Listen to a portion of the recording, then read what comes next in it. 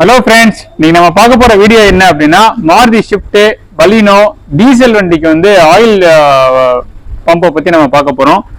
Oil pump timing case கழட்டுறதுக்கு முன்ன timing case மாத்துற கஸ்டமர்ஸுக்கு oil pump இதுதான். இது போயிருச்சு அப்படின்னா நம்ம வண்டியை ஸ்டார்ட் பண்ண உடனே ஆக்சிலேட்டர் கொடுக்காமயே ஆயிலோட வார்னிங்லாம் தெரியும். இது என்ன பண்ணும் அப்படின் போது நமக்கு கிராங்க் ஷாஃப்ட்ல இருந்து பம்போட ரொட்டேஷன் எடுத்து நமக்கு இந்த புள்ளி மூலியமா இது டிரைவ் எடுக்கும்.